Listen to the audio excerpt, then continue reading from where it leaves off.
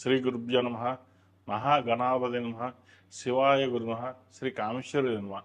Tori శ్రోతలకి శుభోదయ శుభాకాంక్షలు. నేను మీ సోమేశ్వర శర్మ సిద్ధాంతి. మేషం నుండి మీనం వరకు ఉన్నటువంటి రాశి ఫలితాలు నా పరిజ్ఞానం సహకరించే మేరకు ఈ వారం రాశి ఫలితాలను తెలియజేస్తాను. ఈ రాశి ఫలితాలు జూలై 5వ తారీఖు నుండి 11వ తారీఖు వరకు వర్తిస్తాయి. ముందుగా గోచారం. వృషభ రాశిలో కుజుడు, మిథున రాశిలో రవి, కర్కాటకంలో బుధ గురువు, సింహరాశిలో శుక్రుడు కేతువు, కుంభరాశిలో రాహు, మీన రాశిలో శని. రాశి ఫలితాలు. తదుపరి మకర రాశి. మకర రాశి వారికి ఈ వారం మధ్యస్థ ఫలితాలు గోచరిస్తోంది. ఫైనాన్స్ పరంగా కాస్త ఇబ్బంది ఉంటుంది. దూర ప్రాంత ప్రయాణాల విషయంలో జాగ్రత్త వహించాలి. ఆకస్మికంగా కొన్ని సంఘటనలు చోటు చేసుకుంటాయి. వృత్తిరీత్యా ఉద్యోగరీత్యా చికాకు అనేది ఎక్కువగా ఉంటుంది. మనసు స్థిమితంగా ఉండదు. పరిపరిధాలుగా ఇబ్బందులు కలిగించే విధంగా గ్రహత గోచరిస్తోంది.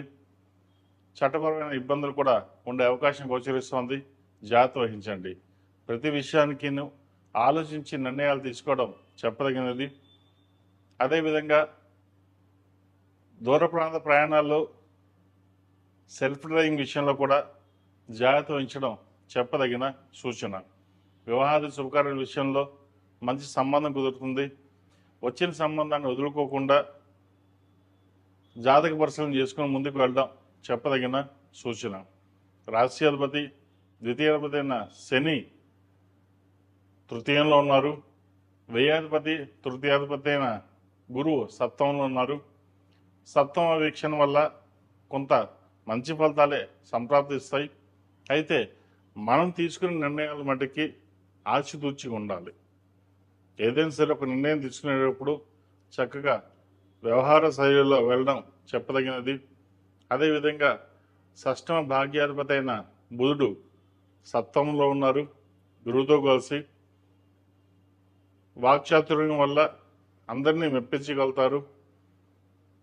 ఒక నూతన ఉద్యోగ ప్రయత్నాలు ఏవైతే చేస్తున్నారో అది సఫలీకృతం అవుతుంది. ఆరోగ్యరీత్యా కొన్ని జాగ్రత్తలు తప్పనిసరిగా తీసుకోవాల్సింది.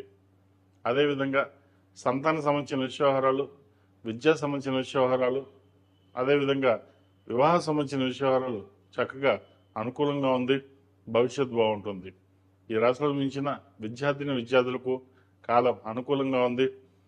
దూర ప్రాంత ప్రయాణాలు, దూర విద్య సంబంధించిన విషయవహారాలు సానుకూలంగా ఉంటుంది. అయితే మనసు స్థిమితంగా ఉండకపోవడం, ప్రేమ వివాహాలకు సంబంధించిన విషయవహారాల్లో దూరంగా ఉండడం, చదువు మీద శ్రద్ధ పెట్టడం అనేది చెప్పదగిన సూచన. ఈ రాశిలో జన్మించిన స్త్రీలకు వృత్తిపరంగా వ్యాపారపరంగా కొంతవరకు సానుకూలంగా ఉంటుంది. ఈ రాశిలో జన్మించిన స్త్రీలకు ఈ వారం అనుకూలంగా ఉంటుంది. వృత్తిపరంగా వ్యాపారపరంగా కాస్త అనుకూలంగానే ఉందని చెప్పచ్చు. దూర ప్రాంత ప్రయాణాలు కలిసి వస్తాయి. రియల్ ఎస్టేట్ రంగంలో ఉన్న వారికి, సాఫ్ట్వేర్ రంగంలో ఉన్న వారికి, అడ్మినిస్ట్రేషన్ రంగంలో ఉన్న వారికి కాస్త వరకు అనుకూలంగా ఉంటుంది. వివాహ సంబంధించిన విషయవహారాలు మంచి సంబంధం కుదురుతుంది. సంబంధ విషయవహారాల్లో జాతక పరిశీలన చేసుకుని ముందుకు వెళ్ళడం చెప్పదగినది. ఆరోగ్యం పట్ల కొన్ని జాగ్రత్తలు తీసుకోవాలి. ముఖ్యంగా సెల్ఫ్ డ్రైవింగ్ విషయంలో జాగ్రత్తలు తీసుకోవాలి. పంచమాధిపతి దశమాధిపతి అయిన శుక్రుడు అష్టమంలో ఉన్నారు. అష్టమ శుక్రుడు వీరికి అంత మంచిది కాదు. అదేవిధంగా భూ సంబంధించిన విషయవహారాల్లో కొంత జాప్యం జరిగిన, కోర్టు పరంగా కూడా కొంత జాప్యం జరిగినప్పటికీ మీకు రావాల్సిన బెనిఫిట్స్ ఏవైతే ఉన్నాయో అవి మీకు లభిస్తాయి.